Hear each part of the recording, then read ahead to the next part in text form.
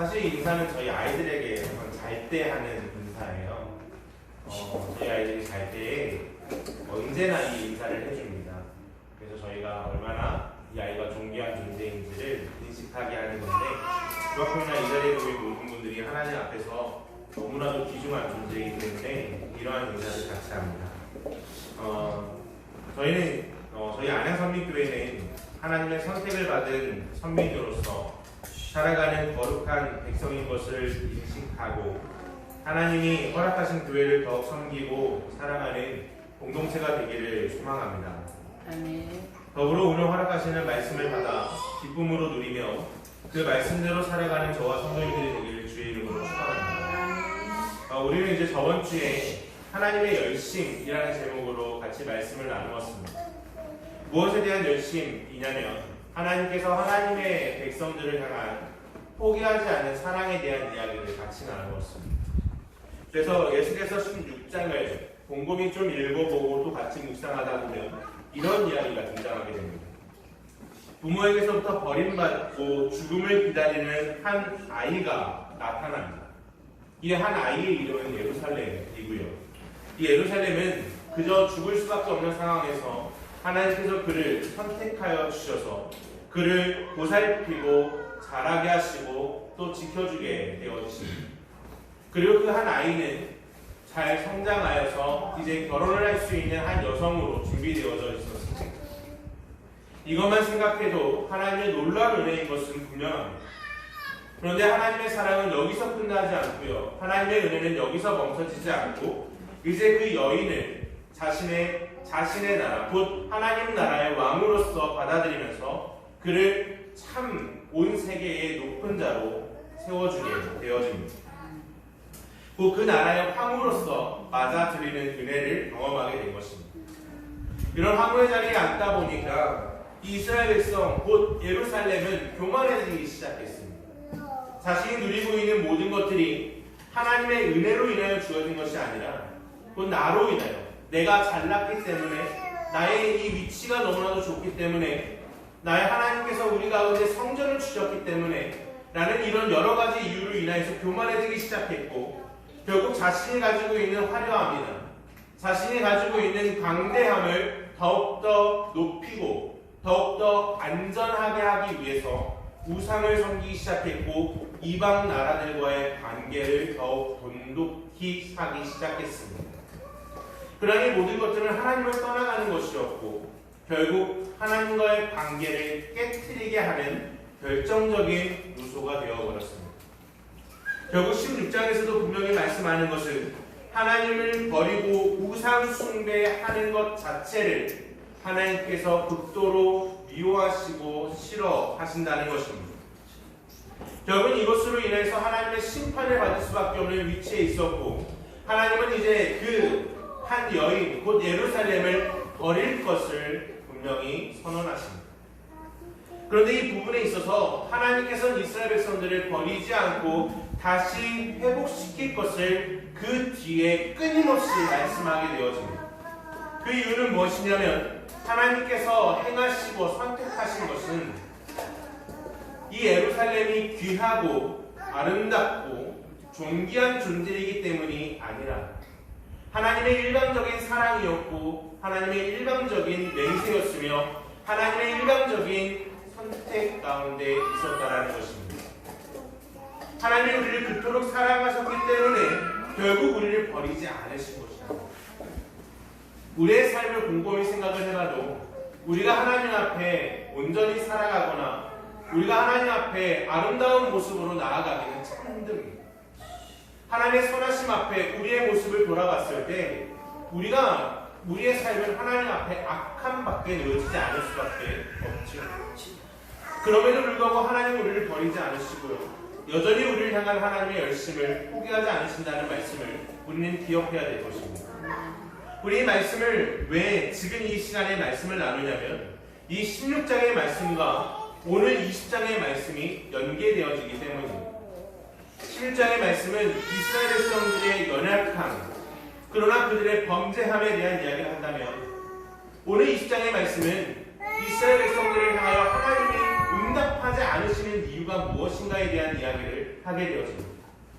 이 이야기를 같이 나누기 위해서 오늘 20장 전반부에 대한 이야기를 같이 나눠야 되는데 20장 전반부에 대한 내용을 같이 한번 생각해보면 이런 이야기가 있었습니다. 이스라엘 장로들이 에스겔을 찾아오게 됩니다. 이 이스라엘 장로들은 지금 현 상황은 어떤 상황이냐면 여호와 긴 때에 바벨론에게 침공을 당해서 제1차 포로기로서 왕과 왕족과 귀족들과 그 가운데 존귀한 자들이 다 바벨론으로 끌려간 상태입니다.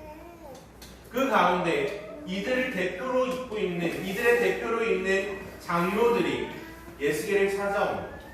왜 에스겔을 찾아오냐면요, 에스겔은 포로로 끌려가기 이전에 왕궁 제사장으로 있었기 때문입니다. 결국 이 장로들이 하나님의 뜻을 묻기 위해서 에스겔을 찾아오죠. 그러나 에스겔을 통하여 하나님께서 말씀하시는 것은 전혀 예상 밖의 말씀이었습니다. 무엇이었냐면 너희가 물으러 온다 한들 나는 너희에게 답하지 않겠다 였습니다. 오늘 20장 2에서 3절을 읽어보면 이렇게 말씀합니다. 여호와의 말씀이 내게 임하여 이르시되 인자야 이스라엘 장로들에게 말하여 이르라. 주 여호와께서 이렇게 말씀하셨느니라. 너희가 내게 물으려고 왔느냐? 내가 나의 목숨을 걸고 맹세하거니와 너희가 내게 묻기를 내가 용납하지 아니하리라. 주 여호와의 말씀이니라. 아멘. 하나님께서 장로들에게 그 어떠한 응답도 하지 않으시겠다라고, 도리어 묻는 것조차도 허락하지 않으시겠다라고 말씀합니다. 만약 우리가 하나님께 기도를 해야 되는데, 우리의 여러 가지 문제를 두고 하나님께 간구해야 되는데, 하나님께서 우리에게 말씀하시기를 아니 너가 간구하는 것 자체를 내가 허락하지 않겠다 라고 말씀하면 어떤 기분이 들 것 같습니다. 절망적이겠죠. 너무나도 모든 것을 다 내려놓을 수밖에 없는 상황이었을 것입니다. 이러한 상황에 대해서 이 성경은요, 왜 이렇게 말씀하셨는가에 대해서 다시 한번 부연 설명을 하게 됩니다. 4절에서 보면 다음과 같이 말씀합니다. 인자야, 내가 그들을 심판하려느냐? 네가 그들을 심판하려느냐? 너는 그들에게 그들의 조상들의 가증한 일을 알게 하여 라고 말씀합니다. 왜 하나님께서 장로들의 물음 앞에 응답하지 않으시고 심지어는 묻는 것조차 허락하지 않으시냐면 바로 조상들의 죄 때문이다 라고 말씀하고 있습니다. 심지어 이 응답하지 않은 것에 있어서 어떠한 표현을 쓰고 있냐면 하나님께서 내가 나의 목숨을 걸고 맹세한다라는 표현을 쓰게 됩니다. 하나님의 목숨을 건다라는 것은 하나님께서는 영원하신 분이시잖아요. 그러면 영원히 우리의 기도를 듣지 않으시겠다라고 말씀하고 있는 것이죠. 이스라엘 백성들의 이 장로들의 질문은 다음과 같았습니다. 하나님, 우리가 지금 포로기 가운데 있는데 이 포로기가 언제쯤 끝나겠습니까? 이 포로기가 언제쯤 끝나서 우리가 다시 예루살렘으로 돌아갈 수 있습니까? 라는 이런 간절한 기대와 소망이었습니다. 그러나 하나님께서 응답하신 것은 아니 나는 너의 기도조차도 듣지 않겠다라는 것이었습니다. 그런데 오늘 하나님께서 이렇게 말씀하신 내용은요, 앞에 있는 에스겔서 18장의 말씀과 대립되는 말씀입니다. 우리는 에스겔서 전체를 좀 읽어나가다 보면 에스겔서 18장에서는 분명히 이러한 말씀을 전달하게 됩니다. 우리 18장 2에서 3절을 좀 같이 읽어보겠습니다. 에스겔서 18장 2에서 3절을 좀 같이 펴주시기를 부탁드리겠습니다. 왜냐하면 이 부분을 좀 같이 읽어나가야만 오늘 이 말씀이 되게 유용하다는 것을 알기 때문입니다. 18장 2에서 3절입니다. 같이 읽겠습니다. 너희가 이스라엘 땅에 관한 속담에 이르기를 아버지가 신포도를 먹었으므로 그의 아들의 기가 시다고 하면 어찌 됨이냐? 주 여호와의 말씀이니라. 내가 나의 삶을 두고 맹세하노니 너희가 이스라엘 가운데에서 다시는 이 속담을 쓰지 못하게 되리라. 아멘. 오늘 여기서 말하고 있는 속담, 곧 그의 아버지가 신포도를 먹었으므로 그의 아들의 이가 시다 하면 어찌 됨이냐라는 표현은 아버지의 죄를 가지고 아들에게 물을 수 없다는 것을 이야기하는 것입니다. 이 속담 자체의 뜻은 아버지가 신포도주를 먹으니 아들의 이가 시다. 아버지의 죄를 아들이 책임져야 된다는 이 표현인데 하나님께서 말씀하시는 것은 이것은 가하지 않다라는 악한 아버지의 죄는 아버지가 감당하는 것이고 만약 그 아들이 의롭다면 그 아들과는 전혀 상관이 없다라는 표현을 쓰고 있는 것입니다. 그렇다면 18장에서는 분명히 이렇게 말씀하셨는데 20장에 이르러서는 선조들의 죄 때문에 장로들의 기도를 듣지 않는다 라고 한다면 이해가 되십니까? 이해가 안 되시죠? 하나님께서 말씀을 번복하신 것 아니면 하나님의 마음이 돌변하신 것이라고밖에 생각할 수밖에 없죠. 오늘 이런 경험들은요 우리도 하게 되어집니다. 어떤 경험이냐면 회사 생활할 때에도 어떤 기준이 명확히 있음에도 불구하고 그 기준이 매번 바뀌는 경우들이 있습니다. 그러면 이렇게 생각하죠. 우리 보고 어쩌라는 거예요. 그리고 우리 자녀들의 경우에도요 이런 경우들이 빈번하게 일어나게 됩니다. 저희 집에는 한 가지 룰이 있습니다. 어떤 룰이 있냐면 저희 첫째와 둘째가 남자애들이다 보니까 장난감을 가지고 싸울 때가 있어요. 그래서 저희가 새로운 룰을 하나 정해놨습니다. 그것이 뭐냐면 먼저 집은 사람이 자기 거다 라는 이런 기준을 하나 세워놨어요. 그래서 싸움을 좀 방지하려고 하고 있습니다. 그런데 자주 이런 다툼이 일어나게 되는데 이 아이들이 이런 일이 생겼을 때 저희에게 하는 항변이 있습니다. 뭐냐면 내가 이거 먼저 잡았어 라는 표현. 이 표현에 있을 때 이것을 중재를 해야 되는데 이 중재를 하지 못하고 결국 이 모든 기준을 파괴하는 존재가 나타나게 됩니다. 이게 누구냐면 바로 저예요. 제가 그 기준을 제시했음에도 불구하고 그 기준을 끊임없이 파괴합니다. 왜 파괴하기 시작하냐면 그 항변에 대해서 이야기를 하고 듣게 되고 이 들음으로 인해서 제 거지 라고 생각하지만 한쪽 아이는요 그것을 뺏겼기 때문에 계속 물어요. 이런 상황에서 저 말고 여러분들은 어떻게 선택하시겠습니까? 우는 아이에게 주시겠습니까? 아니면 이거는 원래 저 아이가 먼저 잡았으니까 그 아이한테 그냥 맡기시겠습니까? 저 같은 경우는 참 쉽지 않더라고요. 그래서 가끔씩은 먼저 잡은 아이에게 먼저 양해를 구하고 결국 뺏어서 우는 아이에게 주게 돼요. 근데 이러한 일이 계속해서 반복되게 되면요 아이들의 입장에서도요 무슨 생각을 하게 되냐면 나보고 어쩌라고 라는 생각이 들기 시작하죠. 매번 기준이 바뀌면 제가 제시하는 기준 또한 신뢰성이 떨어지고 이 모든 것들을 계획하고 모든 것들을 주온 이 모든 사람 곧 제시한 저에 대한 신뢰성 또한 아이들에게서 떨어진다는 거죠. 그렇다면 오늘 18장의 문제와 20장에 대한 문제를 같이 한번 곰곰이 두고 생각을 해보면 우리는 자연스럽게 누구에 대한 신뢰성이 떨어지는 이야기가 되는 것이에요. 하나님에 대한 신뢰성이 떨어지게 되는 문제가 되더라고요. 하나님은 분명히 아버지의 죄에 대해서 아들에게 묻지 않겠다라고 말씀하셔놓고 20장에서는 장로들이 물으러 왔을 때 너의 손족 때문에 너의 조상들의 죄 때문에 난 너에게 기도를 듣지 않겠다라고 표현한다면 과연 합당한 것이냐라는 것이죠.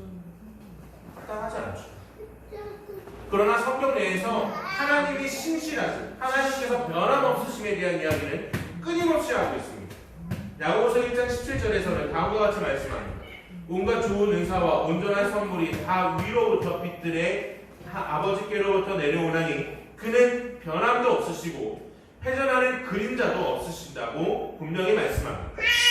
더불어 신명기서 7장 9절에서도 그러든 너는 알라 오직 내 하나님 여호와는 하나님이시고 신실하신 하나님이시라.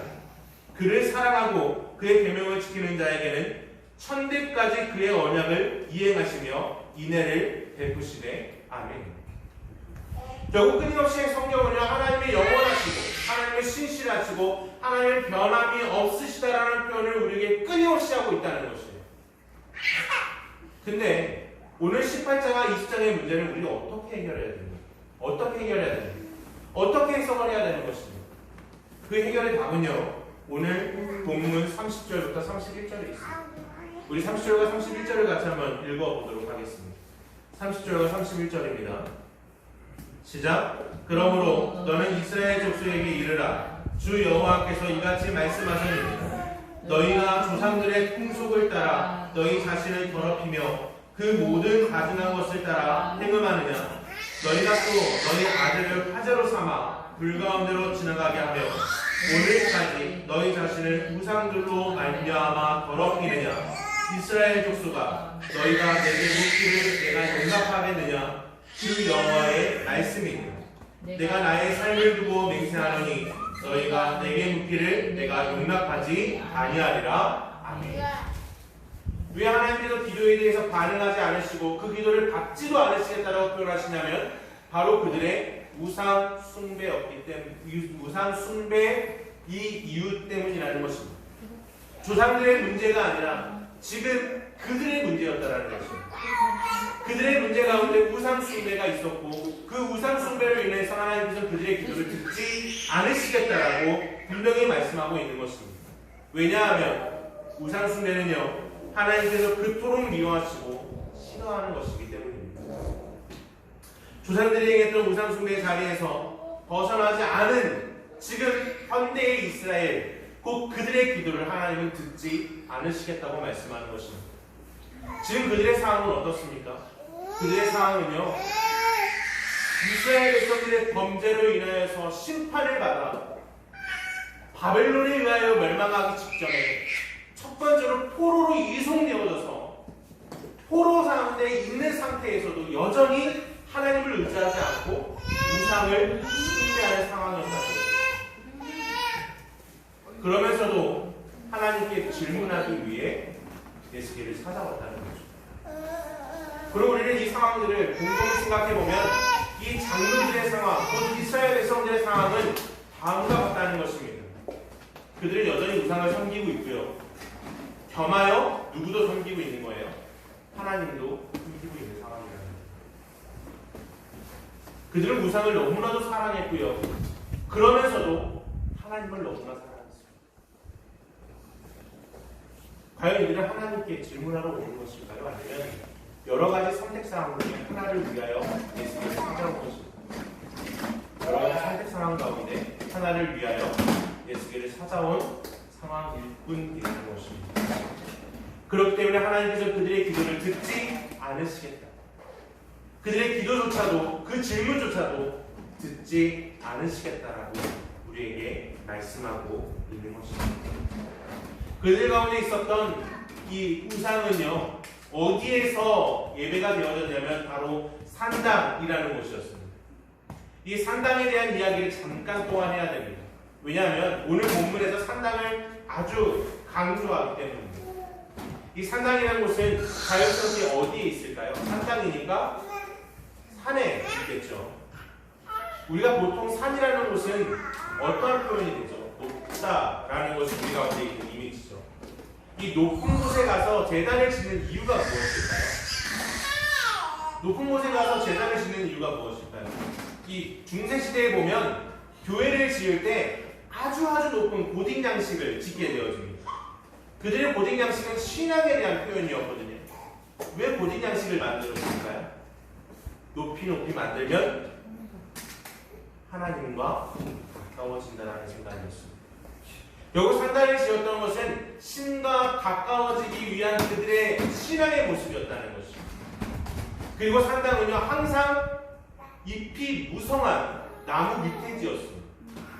왜 잎이 무성한 나무 밑에 지었냐면 이 잎이 무성한 것 같은 풍요로움과 다산이 이 산당에서 드려지는 제사를 통하여 하나님께서 받으시고 우리에게 그 신이 받으시고 우리에게 놀라운 축복으로 더해줄 것을 기대하는 마음으로 산당에서 제사를 드렸던 겁니다. 처음에 이스라엘 백성들이 가나안 땅에 들어왔을 때에는 이 산당에서 여호와를 위한 제사를 드리기 시작했어요. 그런데 가만히 보다 보니까 이 가나안인들이 드리는 바알이나 아세라에 대한 이야기를 한감에 좀 곰곰이 듣다 보니 너무나도 매력적인 거예요. 바알에게 기도드리다 보면 풍요로워져. 아세라에게 기도드리다 보면 우리 가운데 다산이 나타나서 다시 우리 가운데 너무나도 부유해지기 시작할 수 있다. 라고 이야기가 듣기 시작하는 것입니다. 심지어는 몰렉이라는 신이 있는데 이 몰렉이라는 신은 누구를 바쳐야 되냐면 자신의 아들이나 딸을 바쳐야 돼요. 그래서 이 아들이나 딸을 바치는 곳이 도벳이라고 이야기하는 흰놈의 골짜기. 그리고 이 흰놈의 골짜기는 뭐라고 불렸냐면 게헨나라고 불렸어요. 이 게헨나라는 이야기는 지옥을 뜻합니다. 왜 지옥을 뜻하냐면요, 그 가운데는 항상 아이들을 태우는 불이 있었고요. 그리고 아이들의 비명소리가 끊임없이 넘쳤습니다. 아이를 바치기 때문에 부모의 비명소리도 같이 들려오겠죠. 그리고 그곳에 시체가 넘쳐났고 그것으로 인하여 썩는 냄새와 부더기가 넘쳐났습니다. 그것이 바로 흰놈의 골짜기였고 그것이 바로 게헨나였습니다. 그런데 이 몰렉이라는 신은 어떤 신이냐면 물질의 신이에요. 쉽게 말하면 돈의 신입니다. 결국 우상이라는 것은요, 우리의 욕망을 표현해내는 하나의 도구일 뿐입니다. 하나님과 우상의 절대적인 차이점이 무엇이냐면 우상은요, 나의 욕망을 실현시키기 위한 하나의 도구인 것입니다.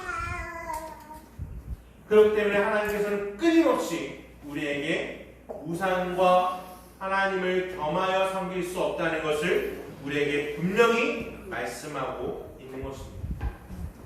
그러나 이스라엘 백성들은요, 오늘 예수께서 20장의 말씀과 같이 애굽에서부터 출애굽의 시대, 그리고 광야에서 심지어는 하나님이 허락하신 가나안 땅에서조차 우상을 버리지 않고 끊임없이 우상을 섬기고 끊임없이 우상을 따라 살아가고 자신의 욕망을 표현하기 위해 노력했다는 것을 알게 되어집니다. 그 죄악의 역사가 지금 예수계의 시대까지도 내려왔다는 것을 이야기합니다. 근데 우리 한 가지 좀 생각을 해보면요, 그런 와중에서도 하나님은 이스라엘을 버리신 적이 있으십니다. 그런 와중에서도 하나님은 이스라엘을 아예 버리셔서 이스라엘 말고 새로운 민족을 다시 선택하신 일이 있으셨습니까? 없습니다. 우리 이런 사실을 통하여서 하나님의 끝없는 사랑을 우리 가운데 다시 깊이 새겨야 되는 것입니다. 하나님께서는요, 여전히 우리를 포기하지 않으시고 하나님께서 여전히 우리를 사랑하신다는 사실을 우리는 기억해야 될 것입니다.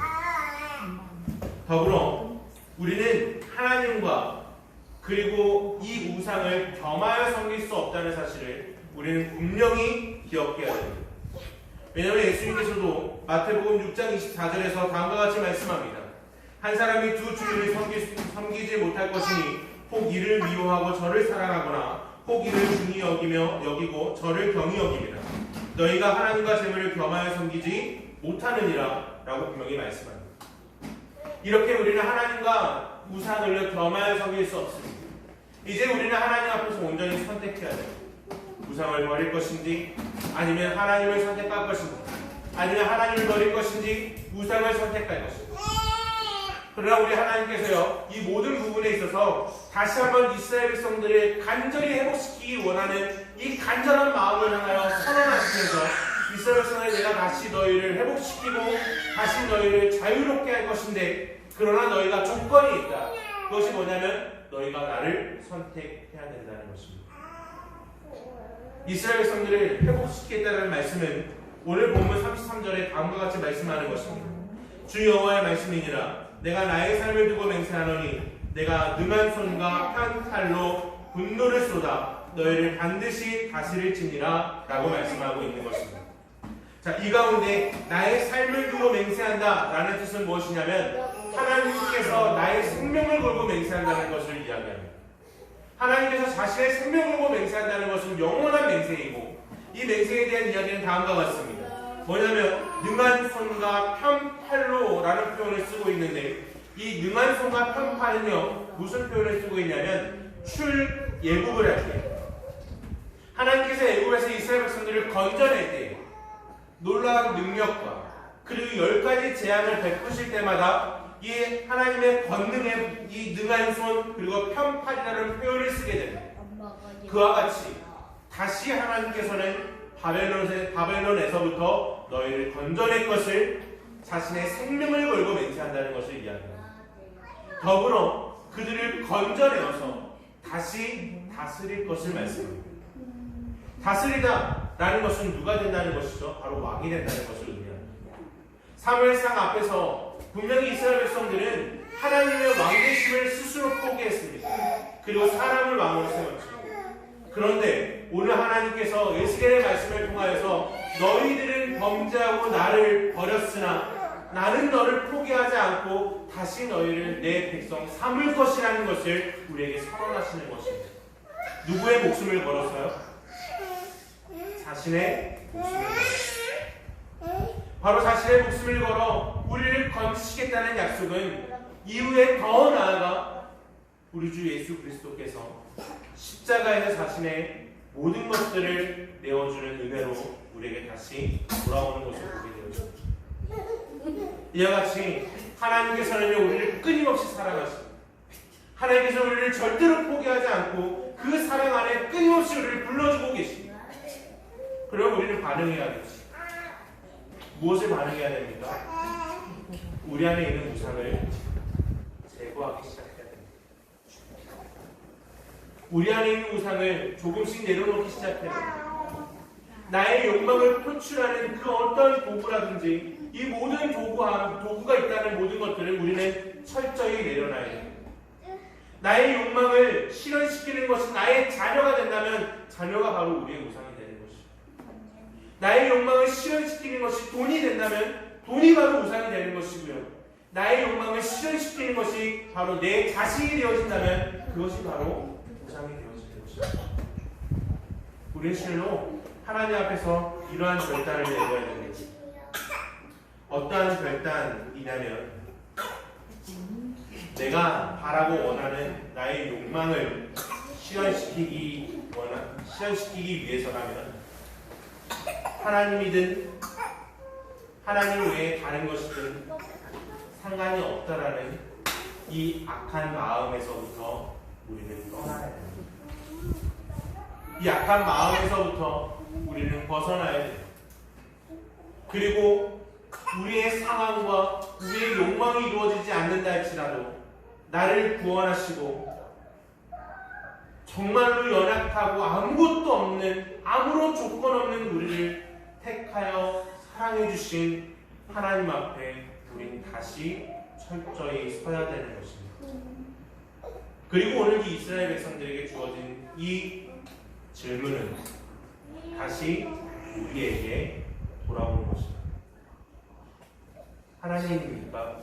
아니면 나의 욕망을 실현시킬 도구인 우상입니까? 오늘 우리는 결단해야 합니다. 그리고 우리는 선택해야 합니다. 그 하나님께서는 이스라엘 백성들에게 다음과 같이 말씀하시면서 이 선택을 다시 강요하기 시작합니다. 37절부터 39절의 말씀을 읽어보면 내가 너희를 막대기 아래로 지나가게 하며 언약의 줄로 매려니와 너희 가운데에서 반역하는 자와 내게 범죄하는 자를 모두 제하여 버릴지라. 그들을 그 머물러 살던 땅에서는 나오게 하여도 이스라엘 땅에는 들어가지 못하게 하리니 너희가 나는 여호와인 줄을 알리라. 주 여호와께서 이같이 말씀하셨느니라. 이스라엘 족속아 너희가 내 말을 듣지 아니하려거든 가서 각각 그 우상을 섬기라. 그렇게 하려거든 이후에 다시는 너희 예물과 너희 우상들로 내 거룩한 이름을 더럽히지 말지니라. 다시 말해 하나님을 섬기든 아니면 하나님을 버리고 우상을 섬기라 라고 명령하는 것입니다. 오늘 우리의 결정은 무엇입니까? 우리의 욕망을 실현시킬 수만 있다면 우상을 선택하는 우리의 연약함입니까? 아니면 우리의 욕망입니까? 아니면 그 욕망을 뛰어넘어 나를 구원하신 하나님을 나의 진정으로 인정하시고 나의 하나님이심을 온전히 인정하며 하나님의 은혜 안에 거하시겠습니다. 이 질문을요, 또 이 질문의 답은 그 누구도 대신해 줄 수 없습니다. 또 그 누구도 강요할 수 없습니다. 하나님과 우리의 관계 안에서 온전히 우리가 선택해야 하는 것입니다. 바라기로는 나의 하나님이시며 우리의 삶을 인도하시는 성령 하나님이십니다. 나를 위해 십자가에 죽으신 예수 그리스도의 그 삼위일체 하나님의 사랑과 은혜 안에 늘 거하리라. 오직 하나님만 선택하고 그 하나님이 주시는 그 풍성함과 그 은혜 안에 늘 거하는 우리 모든 성도님들 되기를 주의 이름으로 축원합니다. 그렇게 하나님만을 선택하는 지혜로운 성도님들이 되기를 주의 이름으로 축원합니다. 우리 같이 찬양하고